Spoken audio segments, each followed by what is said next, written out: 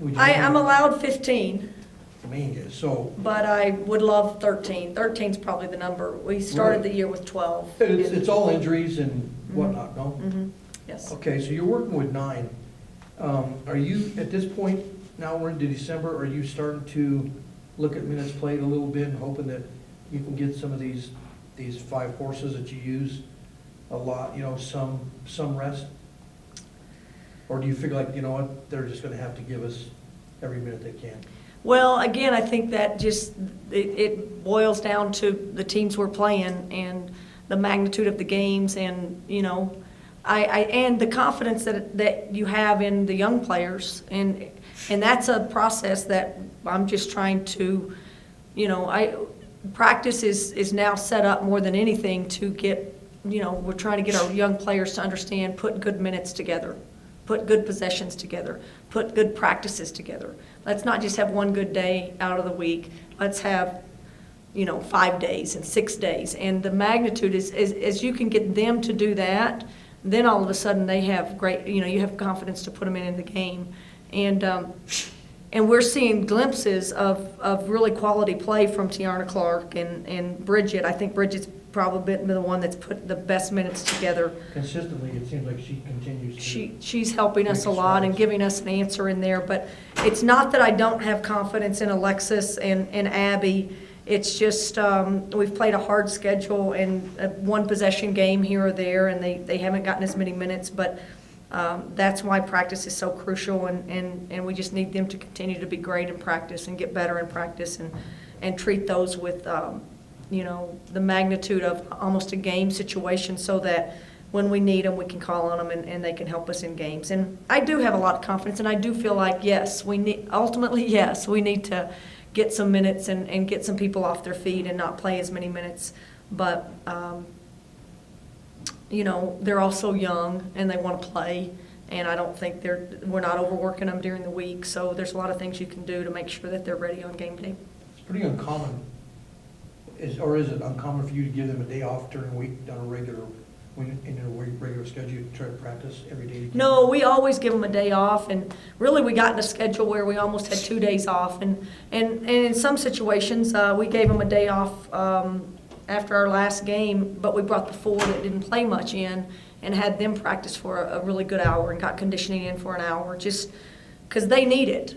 Sometimes a game day is an off day or a light day for them, so we're well aware of the minutes played and not played, and trying to get people to be better and help us. And so we really feel like that younger group and the young players can develop and continue to develop, so that we can play them more as we go forward. This is finals week. We give more than one? They said they'll have Thursday off.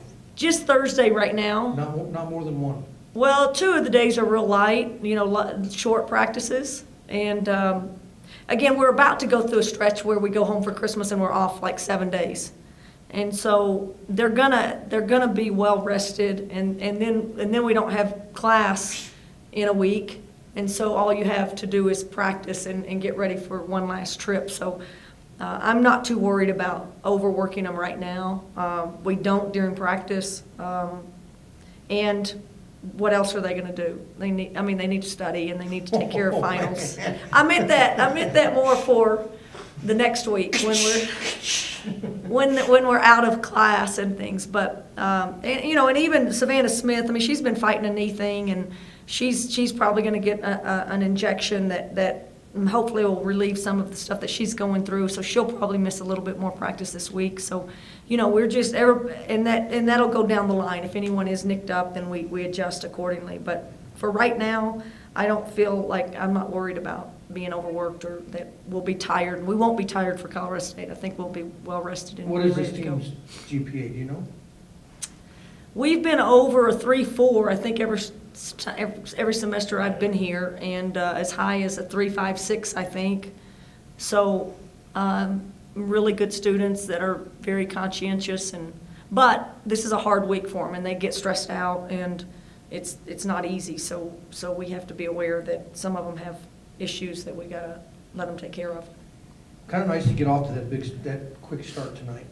I think it set the tone for the rest of the night, and I think I don't know, I guess this team, from enough of what I've seen them, There was only the one run where you went 5-27 without a point in the second quarter, and they were on a 12-0 run. But other than that, I think this team, when they score in a bunch like that and have a first quarter like that, they settle in and seem to get more. I mean, you could just see, I'm not saying they panic when they're not that way, but when they're in a pretty good rhythm, they stay in it. Yeah, I just think, I think the one person that's been so solid for us almost every game is Savannah Scott, and her numbers are just off the charts. Savannah Smith is always scoring. It's just sometimes it takes her a lot of attempts to get to those numbers. And I thought she's probably the key in that. Like when she shoots this kind of percentage and the shots that she makes, and I think people are assuming she's not going to make those, and we all know she will. And it was just a matter of time before a lot of those shots went down. I thought her not forcing things and picking and choosing, again, during one of the early timeouts, we told her, you've passed up like 4 shots, and she's like, I don't want to airball another one like I did the other night. She airballed one tonight too, though. Did she? Yeah, she doesn't score up sometimes. I don't know how she gets. Yeah, she did. And But then right after that, she just settled in and made a 3 in the corner, one of the first ones she took. She made 2 huge ones too. And then late in clocks and end of the quarters. And I think those are a real, they make everybody on the team go, okay, Savvy's making a couple of those. And when she can do that, I think it relieves a lot of stress in our offense, just because she's such a dynamic person with the ball and has the ball in her hands a lot and can create shots for not only herself but others. So I think Savannah Scott continues to just be a rock, but Savannah Smith is a key for us to make us feel better about our offense more than I think anyone else on our team. I don't know how Savannah Scott, I don't know how she doesn't walk with a limp and barely move around after a game. I quit counting at 12 times she was on the floor. Yeah. And man, at one time when it was I don't know if it was a jump ball or they called a foul, but that girl spun her. Man, her head hit the floor hard, the back end of it. I thought, oh, and she is a rock.